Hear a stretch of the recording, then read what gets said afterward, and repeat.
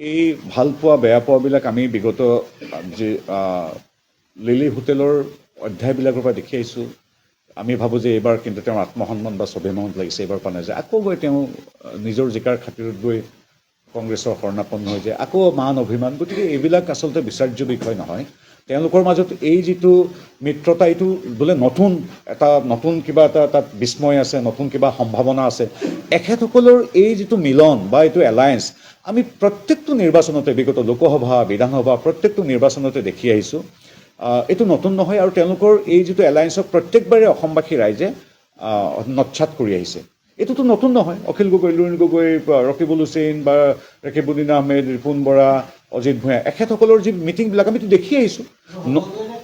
না, এইটো আমাৰ একেবাৰে ধৰ্তব্য বা চিন্তনীয় কথা নহয়। আমি এতিয়া চিন্তা কৰিছোঁ যে এতিয়া 2 লাখ চাকৰি হিমন্ত বিশ্ব শৰ্মাদেৱে ক'তো এটা সামান্য তামোল এখন নোখোৱাকৈও দিলে। সেই কথাবিলাকহে আমি এতিয়া বেছিকৈ ৰাইজৰ মাজত কথা পাতিব বিচাৰিছোঁ। আমি বিচাৰিছোঁ আজি 38 লাখ আই মাতৃক অৰুণোদয় আঁচনি দিয়া হৈছে, যি অৰুণোদয় কংগ্ৰেছে বন্ধ কৰিব লাগে বুলি কয়, যে এক্সচেকাৰ্ছ মানি দিয়া হৈছে। সেই কথাবিলাকহে ৰাইজৰ ওচৰলৈ লৈ যাব বিচাৰিছোঁ। একেই বনৰক্ষী, একেই আমাৰ 7 পুৰুষীয়া কাজিৰঙা গাঁওকেইখন, একেই কাজিৰঙা কংগ্ৰেছৰ দিনত গড় হত্যা সপ্তাহত এটাকৈ হৈছিল, আজিৰ তাৰিখত 0। আমি এই কথাখিনিহে পাতিম আচলতে।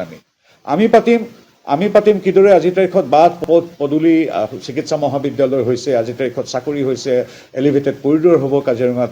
আজিৰ তাৰিখত আমাৰ লাচিত বৰফুকনৰ সুউচ্চ মূৰ্তি হৈছে।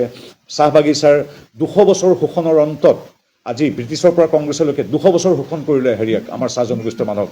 তেখেতসকলৰ ভূমি আজি 3,33,000 পৰিয়াললৈ শ্ৰদ্ধা কৰে হিমন্ত বিশ্বৰ নেতৃত্বাধীন বিজেপি চৰকাৰে দিছে।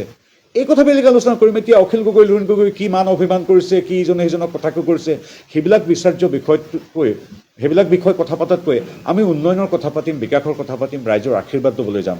আমি যদি এই যাত্ৰাত তেওঁলোকৰ পোহাৰী চুপতিৰ কথা পাতি থাকোঁ, তেতিয়াহ'লে আমাৰ সময় অপব্যয় হ'ব বুলি ভাবোঁ। তেওঁলোকৰ অধিকাৰ আছে মিত্ৰতা কৰাৰ, তেওঁলোকৰ প্ৰতি আমাৰ শুভেচ্ছা আছে।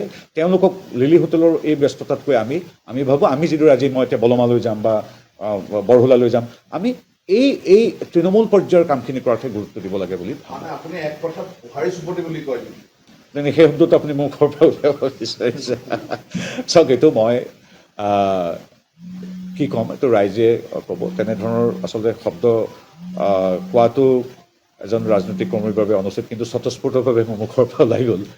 কিন্তু সেইটো দেখি আছে, এইটো তেওঁলোকৰ এই মান অভিমান, পোহাৰী চুপতি হওক বা যি হওক, যিটো অসমীয়া আমাৰ এটা হেৰি আছে নহয়, এইটো এক বাক্য আৰু খণ্ড বাক্য। গতিকে কোৱাটো উচিত অনুচিত আপোনালোকে বিবেচনা কৰিব। কিন্তু এইবিলাক দেখি বিৰক্ত হৈছে মানুহ, ময়ো নিজেও বিৰক্ত হৈছোঁ। আৰু এইটোতো নতুন কথা নহয়। গতিকে তেওঁলোকলৈ আমাৰ শুভেচ্ছা আছে। তেওঁলোকৰ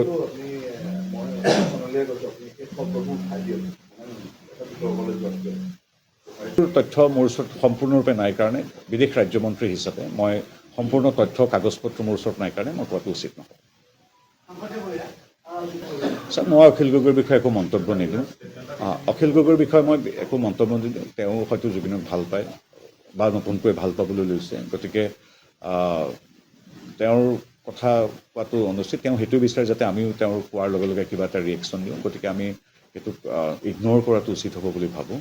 কাৰণ জুবিন গাৰ্গ বিষয়টো তেনেকুৱা ধৰণৰ বিতৰ্ক টনা বিষয় নহয়। জুবিন গাৰ্গৰ প্ৰতি অসমীয়াই ভাল পায়, চিৰলৈ বৈ থকালৈকে ভাল পাই থাকিব। গতিকে জুবিন গাৰ্গৰ মৃত্যুৰ ৰহস্য ভেদ কৰি আজি SIT দিছে। আমি যিবিলাক ব্যৱস্থা আছে সেই ব্যৱস্থাৰ ওপৰত বিশ্বাসেৰে চলোঁ।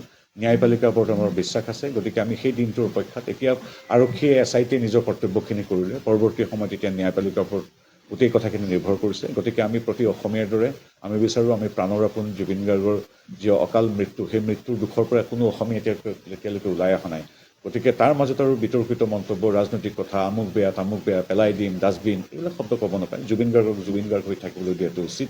তেখেত ৰাজনীতি এনেকুৱা ধৰণৰ বিতৰ্কৰ পৰা বহু যোজন আঁতৰত। গতিকে ভাবোঁ জুবিনক এতিয়া অন্তত শান্তিত থাকিবলৈ দিয়ক, আৰু বাকী SITৰ কামখিনি ন্যায়পালিকাই সঠিক সিদ্ধান্ত দিব বুলি প্ৰতি অসমীয়াৰ দৰে মই তেখেতৰ এগৰাকী কৈশোৰৰ বন্ধু হিচাপে, সাংস্কৃতিক যাত্ৰাৰ সহযাত্ৰী হিচাপে আৰু গুণগ্ৰাহী এজন অসমীয়া হিচাপে বিচাৰোঁ যাতে এই ব্যৱস্থাটো ক্ষিপ্ৰতৰ হৈ দোষীয়ে শাস্তি পায়। সেইখিনি ক'বলগীয়া।